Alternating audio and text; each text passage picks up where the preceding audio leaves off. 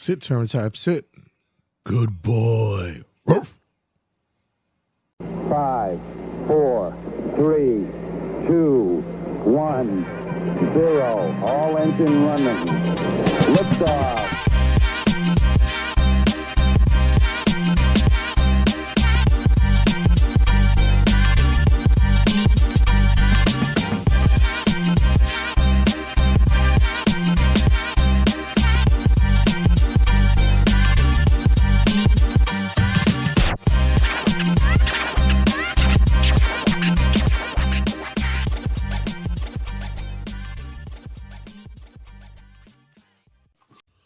Be sure you come out and check out the squad on November 14th, Friday, November 14th, at the Mecca, Richfield Park, New York, for Respect Wrestling, presenting No Escape, Friday, November 14th.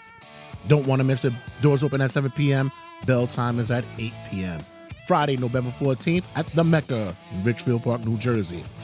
Respect Wrestling presents No Escape. You don't want to miss it.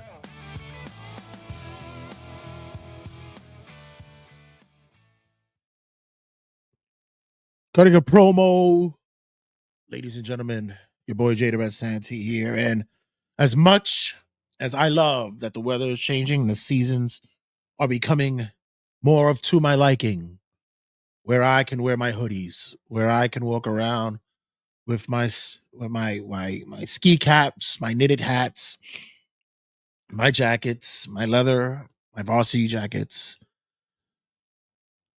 At the same time comes the fucking allergies and the sicknesses. I swear, I know when the season is turning without even having to look at the calendar.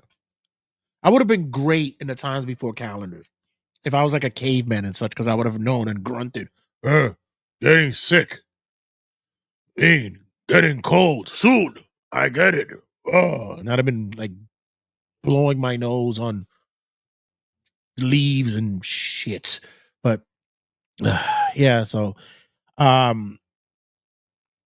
it's a gift and a curse when it comes to the fall and winter seasons for me. Any case, cutting a promo, ladies and gentlemen. For this segment, I'm actually going to do a twofer. Need to catch up with some stuff with the happenings and what's going on with the programs and such. It's just more of an annoyance more than anything else. It's more of a I don't know. It's this landscape of WWE has just been I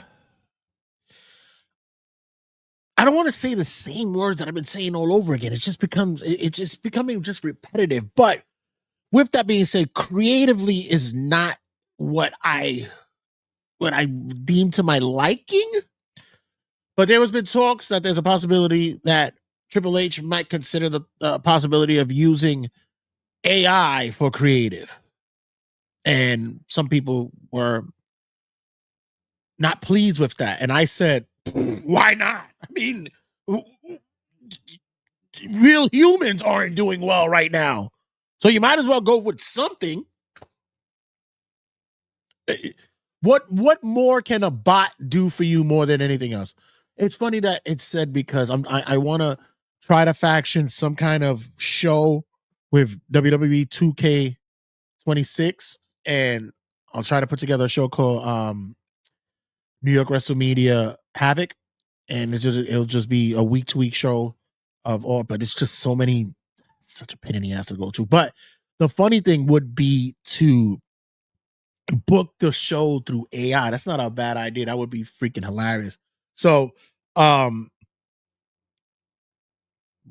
thought that if this was an idea that Triple H would go with, I would say, look, right now AI is like the wave for everyone.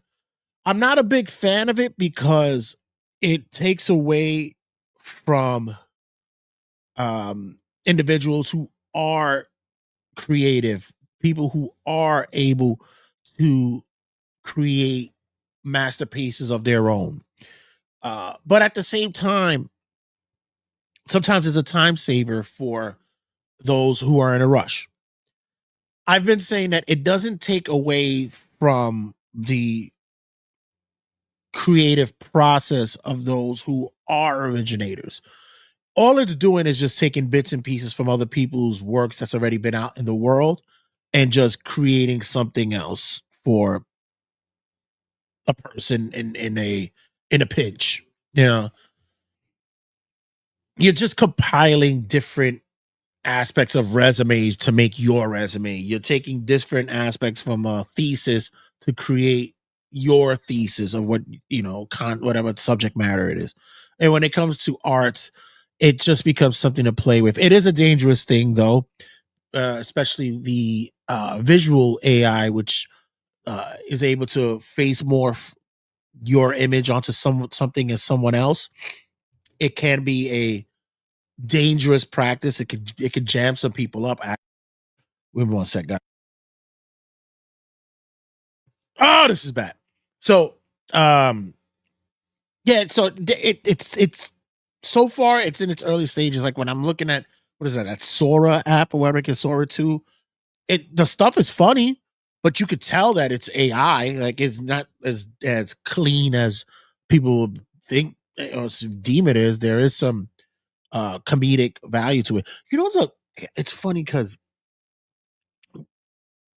whenever something innovative comes in technology, be it, in my era when it was like DVDs or the internet or Blu-rays and stuff like that. What was the first thing that people used the technology for? What was the first thing that they gravitated to create with, to create subject matter for said areas? Porn. Everything is porn. Porn is the first thing that you could do. I have yet to see AI porn. Not to say I might be opposed to it, but I will say that in years and years, everything is generally aimed at creating technology for porn. And so, in any case, for WWE to use um, AI for creative, I mean, what are they doing now? You know, everything just seems so blasé. It just seems um, back to the old drawing board when the old man was running it. What difference are we seeing in the landscape of wrestling now? You might as well see where what help, what assistance you can get, where you could find some kind of uh, creativity, subject matter. What would be someone has stated that there was a possibility that they've already tested out to see what AI would what prompt they would type in to generate what would be the outcome for the Royal Rumble to lead up to WrestleMania. And one thought was the fact that Jey Uso wins the Royal Rumble again because the crowd would be in uproar if that occurred. Is that what you want? You want an uproar? Um, there's a time and place for that. But right now, the way you guys are looking at how your product is being viewed, like I said, numbers are going down. People are a bit perturbed at what's happening. And I think that the overall landscape of what's happening on the WWE side creatively is almost as though they hit a brick wall. They hit a creative wall. Mind you, there's so much talent there. I mean, it's ridiculous how much talent is there. Why? And like unbelievably, why and how you have no ability to find something for these young up and coming talents. What is the problem? I'm hoping that down the line this could get rectified. And if AI is going to be the tool that they use to fix this, oh yeah, somebody's gonna be losing jobs, but that this is the future anyway. And granted, to be fair, WWE is often late to the party. They were late to social medias. Um, they were late to use Twitter or uh jump on any what was it that they used? They were using Tout. That was their form of video interaction with the fan base. Uh they were they're always late when it comes to music. They're just and they're stuck on just one fucking thing. Like how many WrestleManias have we heard the weekend already? Mind you, love the weekend, but come on. Let's change it up. You guys are always late to the party when it comes to uh that touch of pop culture. That you're just way behind on that. So to be now possibly on the forefront of using AI for creative in wrestling, kudos to you. You're moving forward. It's got to be something to help to bridge uh that that line of creativity with the masses, because what's happening right now, woof. Speaking of bridging the creativity and being able to stream across with the masses, another subject matter that came up on the socials and has been occurring in as of late in wrestling is AEW and their booking of Mercedes Mone. Uh, as you can see, I think she's now on her 12th title. Did she just lose one recently? Guys, I'm dying. So yeah, I I'm not okay. So I'm not saying that I don't like Monet. I actually think she's a really good wrestler. Always have thought that. I kind of think she's a bit arrogant and obnoxious, and that's the personality. That's how it goes. It is what it is. But uh, it's fair to say that this title run, the Queen of Belts, whatever it is that you're doing right now, it's an outdated practice. So let me explain. I know that uh, uh I believe it was Jushin Thunder Liger or uh one of the other Japanese wrestlers. We've all seen the belt collection and such. We saw Kenny Omega had um that name bestowed to him as well. And this was done years ago in an era where carrying around belts was done as a way to promote other promotions. Uh, this was used as a tool to not only bring forward the display of the title, but also to boost up the reputation of the wrestler and the promotion that they were representing. So if I went to Japan carrying around 3 American belts, they can see the belts and they'll know where it's from. Um, and people could put eyes on the product when it comes to that. With modern wrestling and how we are this day and age, with how great the internet is and the ability to get to see different promotions, I think the need for carrying multiple titles, Ultimo Dragon, that's who it was. That's who it was. I'm thinking, I said Jushin Thunder, Ultimo Dragon. Sorry.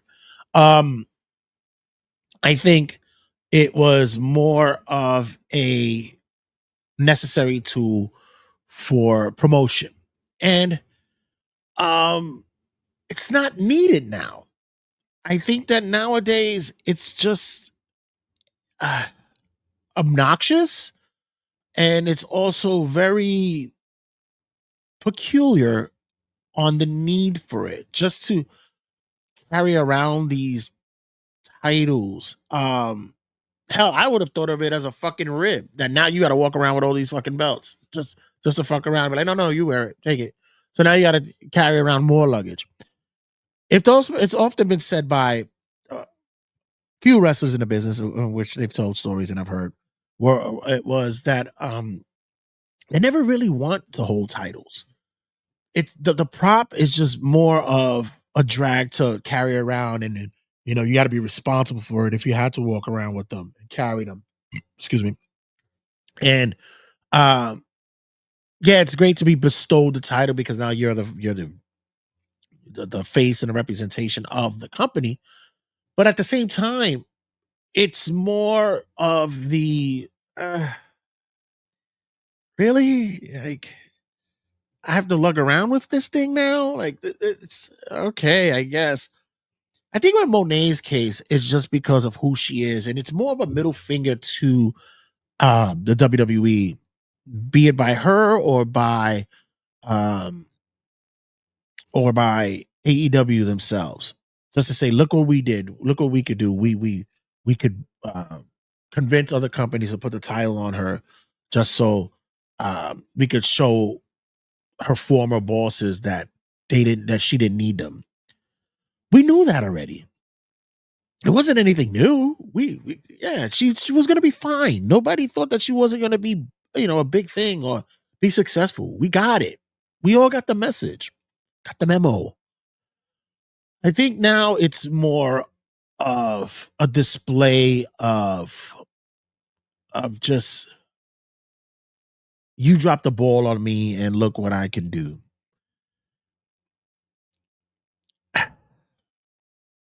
To me, look, it's grandiose. It's something that's really not necessary in this day of modern wrestling. Uh Kind of takes the shine away from other wrestlers as well. Uh and especially in other promotions, you got somebody that's coming from a competitor or a outside promotion from another country to come in and wrestle your top person in a one-off match, and they win the title, and then they go away with that belt for a couple of weeks, a few months, to come back and maybe defend it again or drop it just because they had to take a picture with it so it could make the rounds on Twitter or fucking on Instagram. Like I said, it's just a prop, it's a toy, and it's the whole look at me aspect of it, you know. Then once you start seeing the next wave, which will be, you gotta drop them one day, right? You can't carry them all. And that's when you'll start seeing the slow decline of why this was all done in the first place. The reasoning. Just to say, hey, look who he gave all the belts to. Look who is now wearing the gold. By the way, if you carry all those belts, you have to have this like two separate bags. And how do you go through? How do you go through the airports and through the checkpoints and such with that thing? And then, isn't it obnoxious to open up the bag and you're at customs and you're like, well, wrestling, right? Or, this is what it is. I don't know. It's a dying practice, or was a practice that was dead a long time ago. Should have been, and not needed for this day and age of modern wrestling. But uh, what can I tell you? Congratulations, Mone. Continue on with your career. Good for you. I just think that it's just a little bit. Um, yeah, it's just ridiculous to continue that practice. It's really silly. Guys, this is going to close out this week's segment of Cutting a Promo. Got much more to talk about. This segment will be brought to you on YouTube. We'll be presenting this on the YouTubes. In case you don't get it on the podcast, you can watch it on YouTube.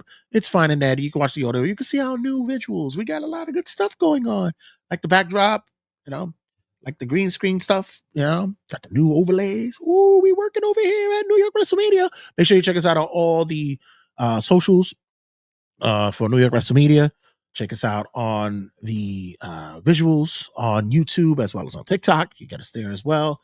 And check out all the episodes that's going down the line. Much more coming with all the shows. New episode this week of Under the Ring Apron with Homework Mike giving a lovely interview with a friend of ours of the show, ring announcer extraordinaire Shane Fair stops in. And much more coming down the line for the other shows here on the network. So, guys, as always, don't go anywhere. Stick around. Much to talk about. And as always, check you guys in a sec.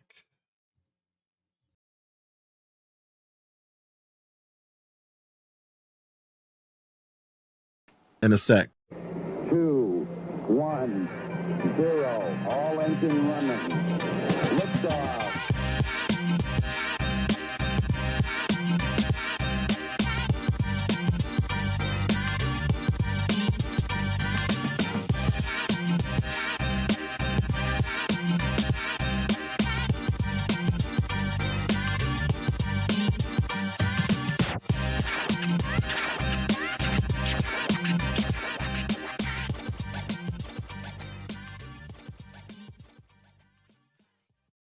Sit, turn type, sit. Good boy. Ruff.